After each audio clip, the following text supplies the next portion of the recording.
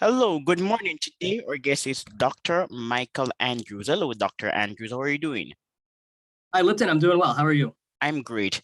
So, Michael, you like to write on innovation, and I am interested in innovation.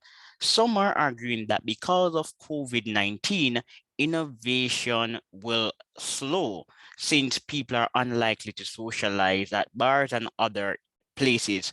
So, Michael, is there a basis for this assumption?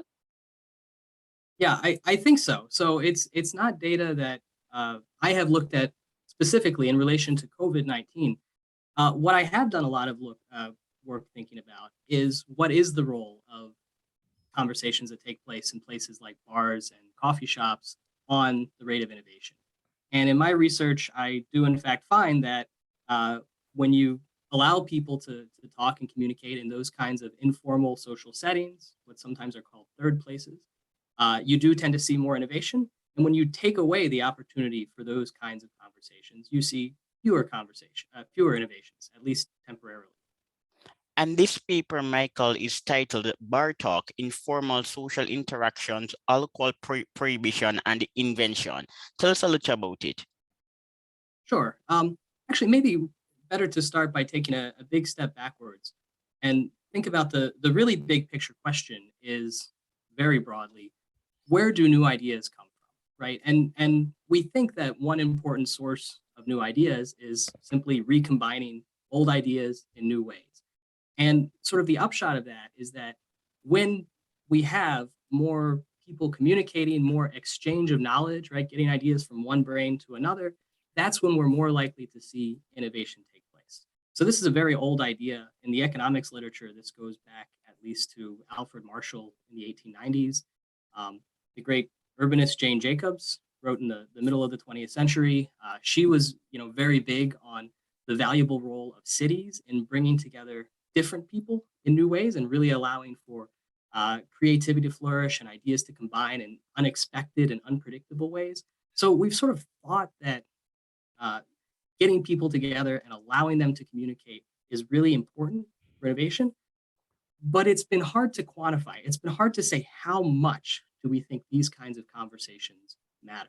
So it's really just been in the last few years that we've had the data and the empirical tools to be able to sort of put some numbers to these ideas. So that's what I do in my paper. The idea here is that throughout U.S. history, the bar or the saloon was a really important social hub in the community, a gathering place where people would get together and, among other things, obviously, have a lot of conversations. Right, it was a non-trivial share of the population was spending a non-trivial part of their time at the bar. So the idea of the paper is with prohibition laws, the state came in and told these people, look, you have to find another place, another venue in which to interact. So we have a large disruption of these informal social networks. And I can see what happens to the creation of new ideas, which I measure using patent data, so a proxy for new inventions. We can see how the number of patents changes after prohibition laws go into effect. And exactly as you said, I see a sharp drop in patenting on the order of 12 to 15% in the years immediately after prohibition is enacted. Um, Now, actually, we see a sharp drop right away. It turns out this tends to rebound after a few years. This is exactly what we should expect if we think we live in a world where people have their informal social networks. Um, if my social network today gets disrupted or I have to radically change it because of some policy like prohibition, over time I'm able to rebuild it. I'm able to either reconnect with old people in new settings or connect with new people in different settings and rebuild this social network. So we do see recovery over time. It takes a few years. One study, Michael, actually argues that because of COVID, some people are home alone, and this is leading them to become more creative. There's a study on the relationship between COVID-19 and innovation by a female academic. It's really interesting, and she tends to agree with most people that because of COVID, we might see a decline in innovation. But there is also another paper arguing that with COVID, people are alone. Some persons are no longer working, and as such, they are compelled to become more creative. Yeah, I mean, it's certainly possible that if you're, you know, changing jobs or you're forced to find new opportunities, that may force you to be more innovative, right? The mother is the what is it? Necessity is the mother of invention, and all of that. I find it very hard to believe that social isolation by itself has a positive effect on innovation. This idea that like most new ideas come from lone geniuses sitting by themselves in their houses and just a light bulb goes off for them. That doesn't seem to be the reality, at least most of the time. Almost, you know, most ideas come from people talking, people sharing ideas. So I think if we can get to a place where we have more communication rather than less, that's where I would expect to see more innovation. Of course, all else equal. Innovations are driven by highly intelligent people, but it is also a collaborative process. So people would need to speak to each other in order to get better ideas. When you engage in debates, your ideas will evolve because your critics are critiquing them, and as such, you can refine the idea. So Joseph Henrich, he actually argues that that necessity is not the mother of invention. Innovation is based on what you're saying, the collective brain. Yeah, I mean, I think both can be true, right? You can sort of think about supply and demand, right? We think there's both supply and demand. I think new ideas respond to demand, right? If there's an incentive to create something, we tend to get more innovations. That's sort of consistent with that necessity is the mother of invention idea. But also the supply side is really important. And the supply side in a lot of cases might be the binding constraint. So what's the well or the repository of potential ideas we have to build on? That depends on the knowledge base of society. It depends on, I think, what Joe would call the collective brain. It depends on how quickly those ideas can move from brain to brain. All these things sort of matter for the supply of innovation. And I agree. I think the supply is super important, and it's what I've spent most of the time in my research thinking about. Michael, why were bars so important? Because today the average person doesn't view the bar as a place where intellectuals share ideas. I could be projecting a little bit. Personally, I maybe spend too much time in bars and get some of my own ideas, even today, from hanging out and talking to colleagues and friends in informal settings, including bars. In fact, I should say, this idea for this paper, Bar Talk, came from talking to someone over some beers after a seminar.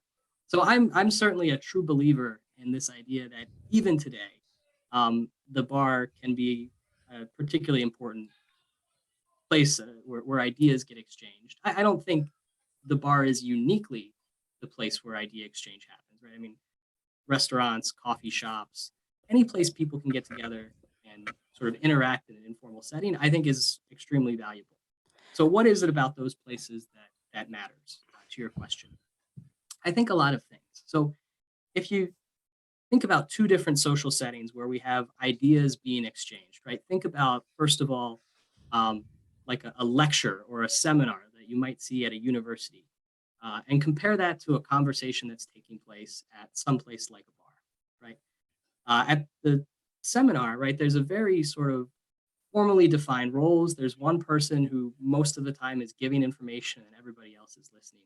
If you contrast that with the bar, um, it's much less structured, right? There's no set agenda.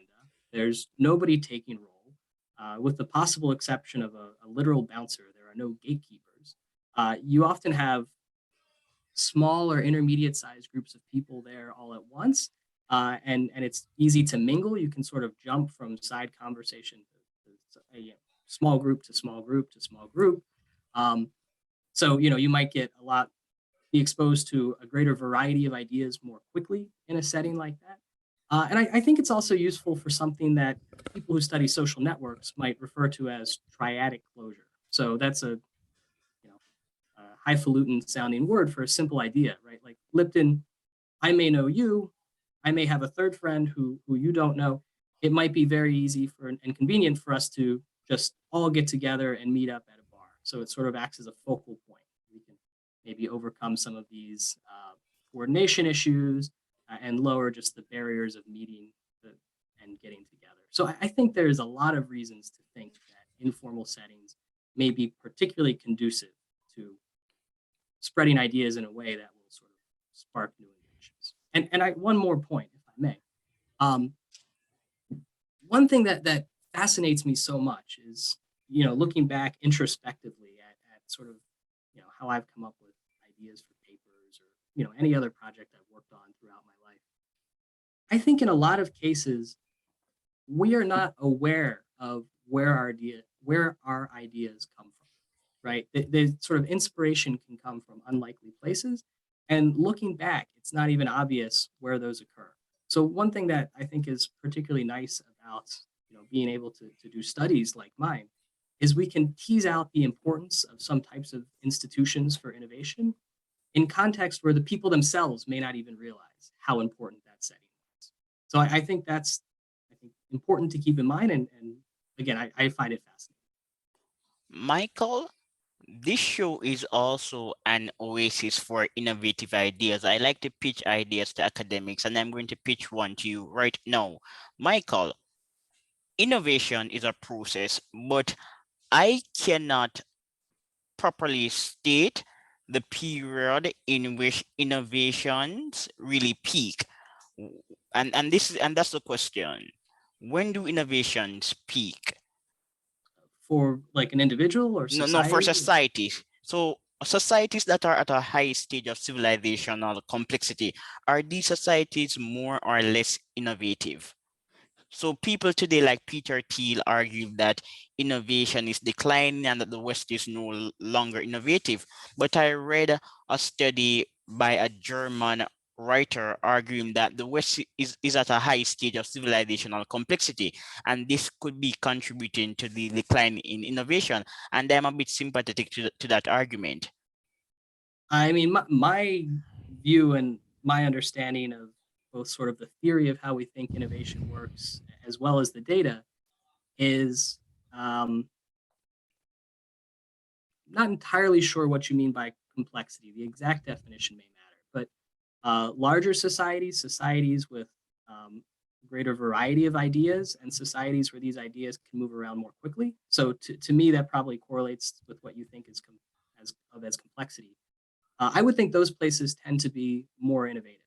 Now, both Peter Thiel and this other study could be right at the same time. It's certainly possible that the US is less innovative today than it was in the middle of the 20th century.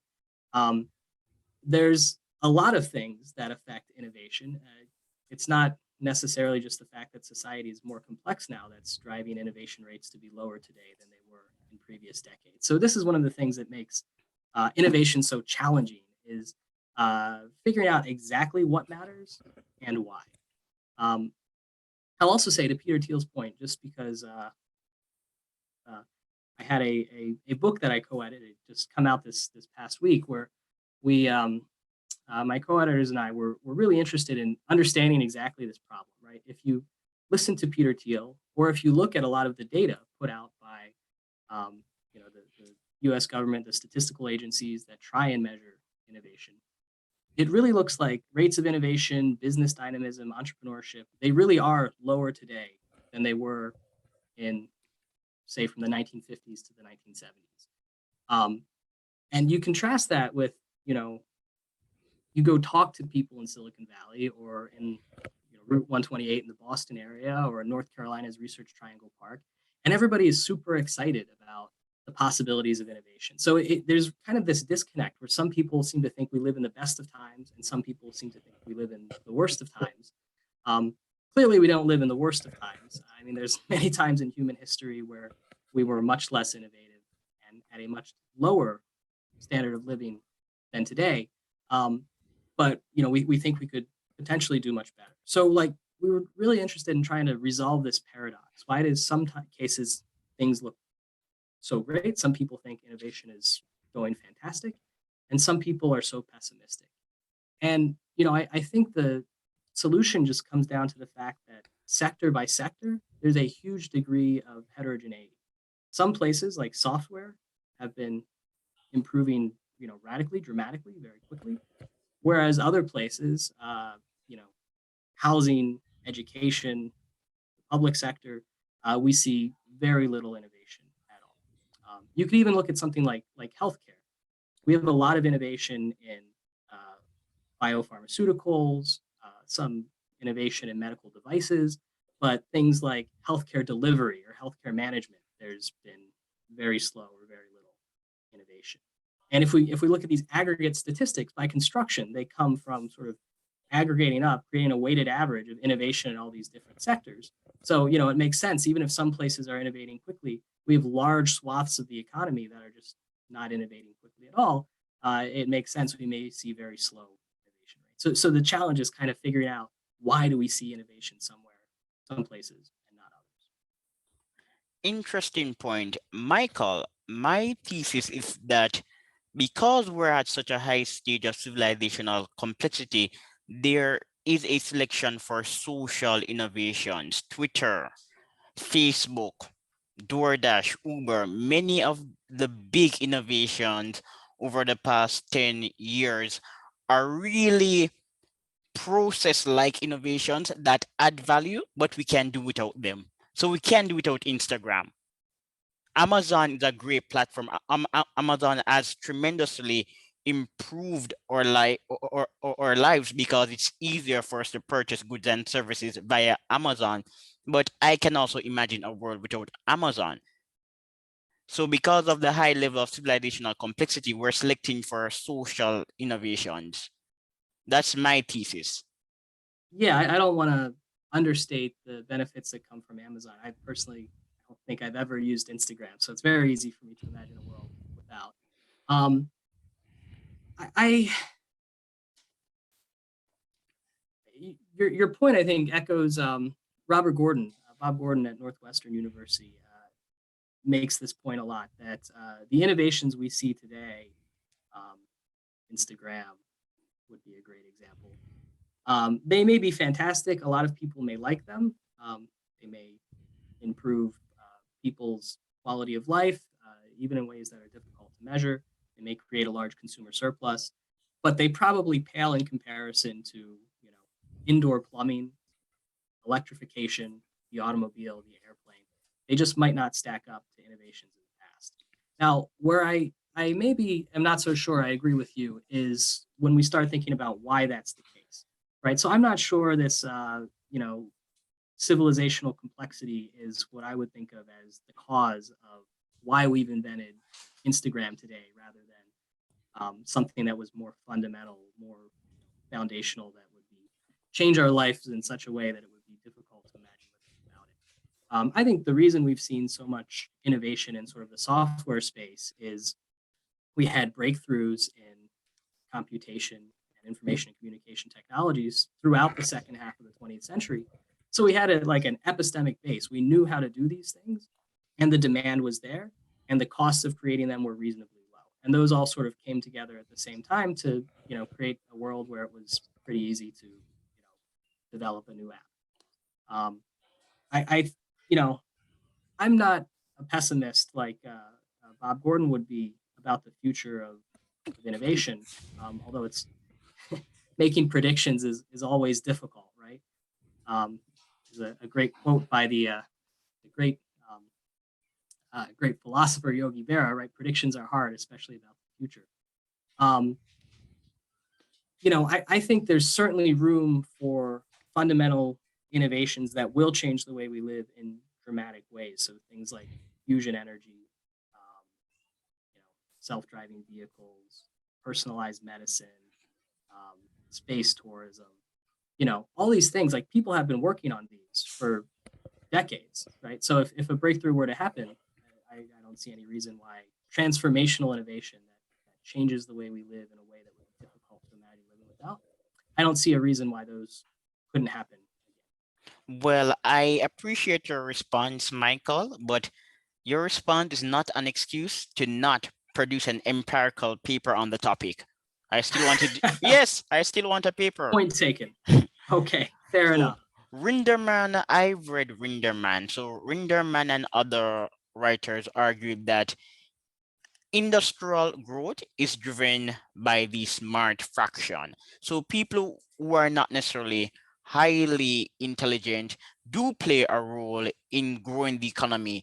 But for the most part, the best and the brightest drive economic growth. Recently, a leading economist associated with George Mason University was on the show, and he said growth is really about the top 10, top 20, top 25%, something to that effect. I don't remember the exact words. So maybe one of the reasons why the tech sector has done so well is because smarter people were rushing to the sector in the late 80s and early 90s. That could be one explanation. Yeah, Remember, I think it's about money. So if someone like if an exceptionally brilliant man or woman makes $1 billion by starting an IT company, someone who's equally brilliant or more brilliant will follow suit. One researcher calls it the cultural mediation hypothesis, meaning smart people tend to cluster in some sectors. yeah, I mean, I think there's something to that. There's a lot of smart people in tech. Um, people respond to incentives, at least on the margin, right? So then it becomes a question of why are the returns to being an innovator in tech so much higher than being an innovator in fusion power, right? And I don't know that I know the answer to that. But you can always study it. It's a pitch. Sure. Yes. Yes, Yeah. I like the pitches. So Elon Musk. Elon Musk is a brilliant engineer, but I was having a conversation with a friend about EVs. She doesn't own an EV. I don't plan to buy one, and I'm sure many people are not interested in EV. But Elon Musk made his money in technology, and he wants to do really well in the EV sector. But some contend that the EV is a brilliant concept and it's not scalable as yet. I'm not expecting to comment on the efficacy of what Elon Musk is doing. What I'm basically saying is that in some sectors, it's harder for innovation to scale. So if you're really intelligent like Elon Musk, you may not build an EV. You're going to build Instagram or some financial app. Yeah. That of course is true. That's one of the great things about software is how easy it is to scale. So the big players can get big very quickly. I mean, there's some downsides, I suppose, for especially those not in the upper right tail, which is that it tends to be more of a winner take all market because a single provider can very easily service the entire market very quickly. Um, I'm not sure that's a deterrent to people who think of themselves as being the best of the best, but that's just a feature of markets like software. Michael, today more writers are commenting on innovation and their arguments are empirical, not only theoretical. But I am looking for more research on organizational and institutional innovation. When people say that innovation is declining, they're often referring to product innovation. So, what about organizational and institutional innovation, like the limited liability company, patent law, for example, although many are critical of patents? Are we seeing a decline in managerial innovation? So, Sam Walton was a brilliant manager, Rockefeller. What's going on in that area? Yeah, the short answer is I think it's really hard to measure. Um, there's a reason so many studies use patent data, and that's because we have it. It's very difficult to find sources of data on innovations that cover a wide swath of technologies, many sectors in the economy, long periods of time, are reasonably well open, reasonably open to a lot of people, reasonably democratic in that sense, and to which we can attach like a name and a place to a particular idea. So patent data checks all those boxes. So as a researcher, working with things like patents, or you could think data on trademarks or scientific publications, um, those are things we can sort of work with. These managerial and institutional innovations, it's much harder to even sort of conceptualize what counts and what doesn't, and then harder still to actually measure these things in a systematic way. So I have the impression that you're probably correct in that we probably see a slower rate of institutional change today than in the past. But I wouldn't say that with a particularly large amount of confidence just because the measurement challenge is so great. Yes. So even And in there's real quick, Lipton, there may be a corollary to that, which is it's much easier to, of course, reward things when you can observe them and measure them. So, I have a hunch that one reason we may see relatively little managerial and institutional innovation is because it's tough to know that it's happening, even when it's happening right in front of your eyes, and that makes it difficult to reward the people that produce it. And again, we've talked several times in this talk already that we think people tend to respond to incentives. So if it's hard to identify the people responsible and reward them accordingly, we may get fewer of those innovations. it's just like patent law. Some political philosophers and attorneys are proposing new ways to improve patent laws. But presently, I don't get the impression that politicians are receptive to these ideas. But in the arena of intellectual property, this is one place where newer types of management would be useful. Potentially, yeah, maybe. Yes, because the evidence on patent, I won't say that it is sketchy, but it is still conflicting. There are many studies saying that patents don't work, and there are many studies saying that patents are really good. Yeah, I think conflicted is the right word. It's hard to say as well, right? Because I I think I think few people would disagree. Let me word it this way: I think there are very few people out there who would argue strongly that the patent system we have today is the best of all possible worlds. But it depends on what you're comparing it to, right? I also have a fairly strong belief that even an imperfect patent system like we have today is much better than no patent system at all. I know there are some people out there who would disagree with that, but it's hard to make empirical claims about that because you're arguing about something that is sort of so far out of sample. Um, there's been some historical studies actually on this. Petra Moser at NYU is probably the one that comes to my mind first in terms of thinking about comparing places where there are radical changes in patent regimes. So going from having a patent system to a patent system. Yeah, Petra Moser, she has done several studies. She and her Yes. co-author Barbara. I Mm-hmm. at some point I expect to get her. Yeah. Personally, Fantastic. yes, personally, I'm thinking about an open data system. I haven't quite refined the idea as yet, but that's where my thought process is heading. I'm not, innovation is revolutionary and disruptive. People are often skeptical of innovation, and this is a myth. We like innovation. No, we don't. Most people are skeptical of innovation. So when innovators propose an idea, they usually encounter a fight. But I think that where patents are concerned, maybe we should create an open source system. As I said, I'm still writing and thinking about it. Yeah, I don't know. I guess I don't have particularly strong opinion here. And intellectual property systems or their substitutes, it's a tricky topic just because the details really matter, right? There's a lot of cases in which we need to make sure we get the incentives right. Um, Ideas in general and innovations in particular, they're tricky kinds of goods, right? There's all sorts of appropriability problems. There's the fact that innovations are cumulative, they build on one another. Um, right? There's obviously a lot of uncertainty. How do you build a system that's flexible enough to take into account things that haven't been thought of yet? All these sort of things make it tough to have a system that sort of gets all of the incentives right. So it's a thorny problem. Innovators could always create a product, and instead of being granted a patent, a license system is created, therefore allowing the innovator to earn. So you could license the technology to multiple companies. That's where my mind is heading. Yeah, I mean, licensing is still easier if the original inventor has some sort of property right, something like a patent. Right. Otherwise, it becomes much harder to guarantee that somebody who you license to doesn't run off and break the contractual terms of the license and commercialize it themselves, or tell it to somebody else who's not a party of the contract that they commercialize or something.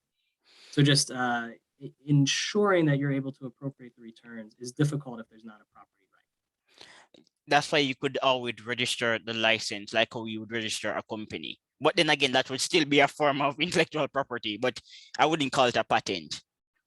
However, we Okay, have a yeah, lot. I mean, again, the details really matter, so it's hard to Yeah, compare. intellectual property is really technical. Yeah, certainly can be. Now we're going to talk about universities, Michael. Universities are the engine of growth. They create research and produce new ideas. Yes, universities are important, but is university truly the source of invention? Um, in some cases, I think the answer is yes. So I've done some work on this, and one paper in particular.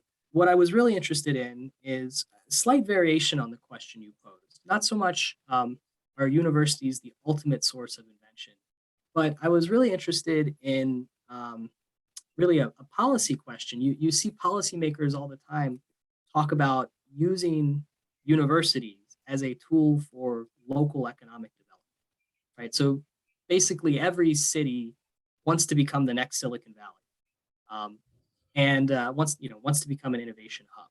There's a quote by the former U.S. Senator Daniel Patrick Moynihan where he says, "If you want to build a world class city, all you have to do is build a world class university and then wait 200 years."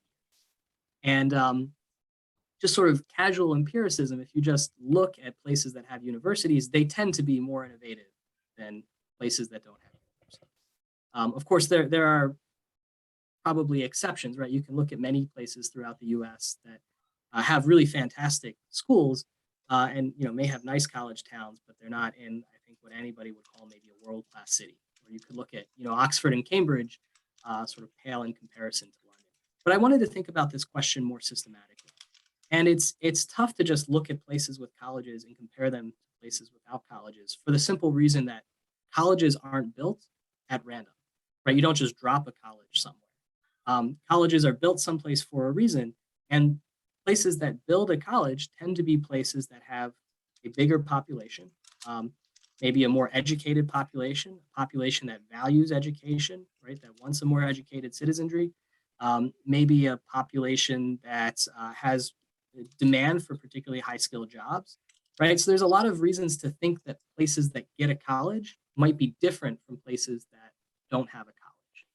So what I did in my research was I went back and I looked at the historical record, and it turns out in history, you can find instances where colleges were, in fact, essentially built at random. Let me give you an example. So the universities in North Dakota, the University of North Dakota and North Dakota State, at the time the state of North Dakota was going to establish these things, um, there were a number of cities that wanted to receive one of these colleges, and they couldn't agree on which one should get it.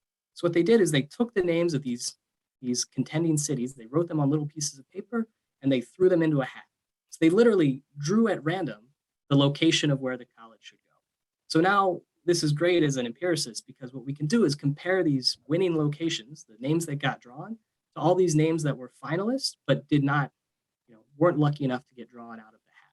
Right. So these are places that were equally suitable to become the site for a college, but only one of them won. So these are places that were identical in terms of um, similar in terms of population size, education, how much they valued education, all these things. Um, so what you see is that, in fact, yeah, places that get a college tend to be much more innovative.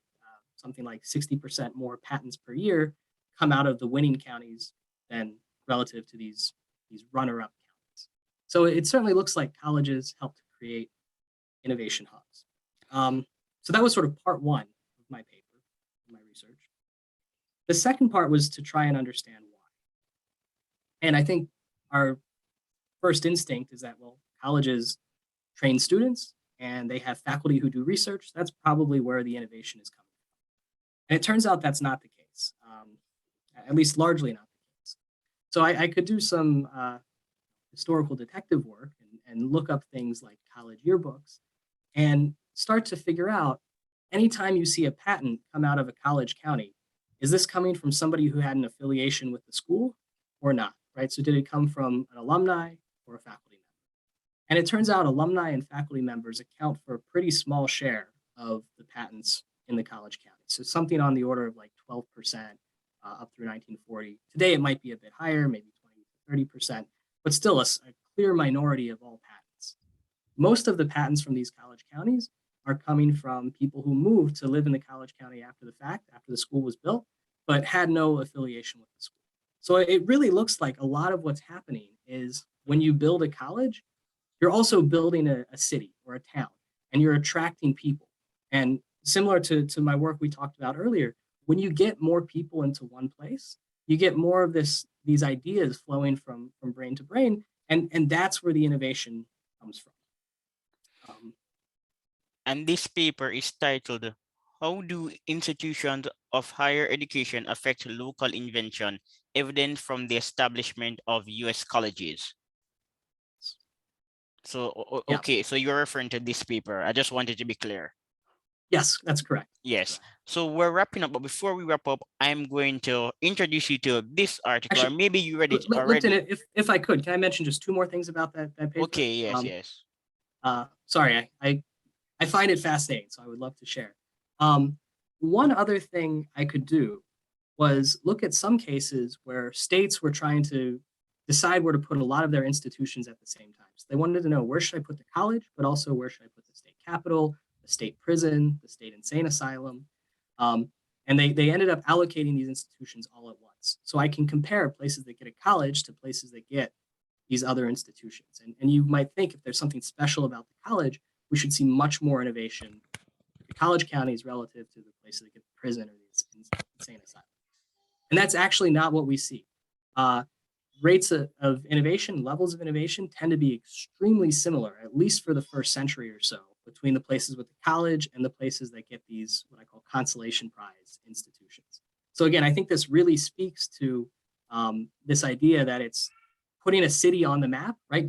Getting people to come to a place that's driving the innovation that we see. It's always sort of an emotional roller coaster when I present this paper to academic audiences, because we'd all like to think that our institutions really do matter. So I can show you that, yeah, building a college matters, right? It increases patenting by like 60%.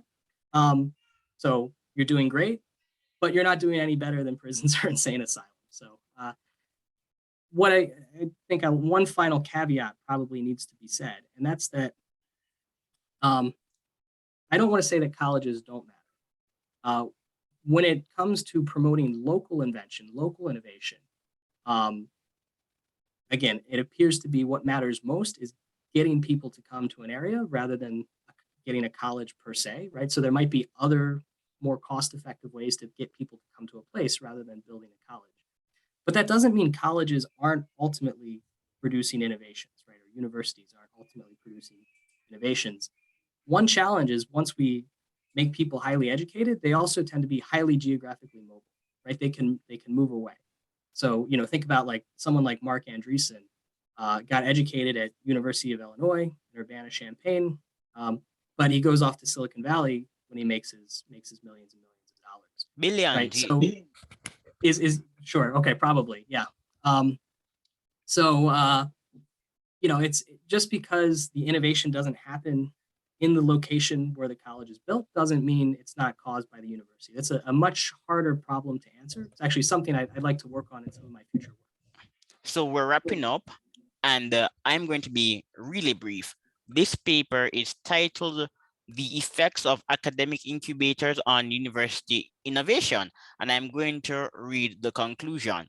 The results suggest that university incubators compete for resources with technology transfer offices and other campus programs and activities, such that the useful outputs they generate can be partially offset by reduction in innovation elsewhere. Universities should promote entrepreneurship. Therefore, schools are creating incubators, but Peter G. Klein and his co-author are saying that this is not really the case. Incubators are actually diverting resources away from research and innovation. That's plausible to me. Yeah, that would not be a particularly surprising result. They partially offset, to be clear, they said, right? So, Yes. um, Yeah, resources are finite. So any time, money, and energy we spend doing one thing, like promoting entrepreneurship, is resources we aren't spending on, the basic research or something like that. So I find that resolve um, perfectly intuitive. All right. So I really enjoy our conversation, but these days I'm doing shorter shows. So bye, Mike. Bye. Thank you very much. I appreciate it. All right then.